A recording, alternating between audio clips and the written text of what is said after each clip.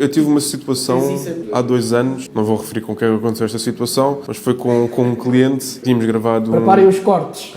Tínhamos gravado um imóvel e eu estava dentro do processo do que é que estava a acontecer. Tivemos algumas leads pelas redes sociais, onde eu reencaminhei-lhe os clientes. Aí depois o feedback que eu tive foi que o consultor não sabia comunicar com o cliente e quase lhe falava tipo como mano, queres o quê? Mas isto é assim ou é assado. Não falava da maneira correta. Certo. Ou seja, isso fez-lhe perder o cliente. Ou seja, tinha as leads, mas depois teres as leads e tu não tiveres as tuas bases, saber estar, saber comunicar. Se és um bom consultor, podes ser muito bom depois no digital, mas depois tu não tens as bases, é só bom no digital.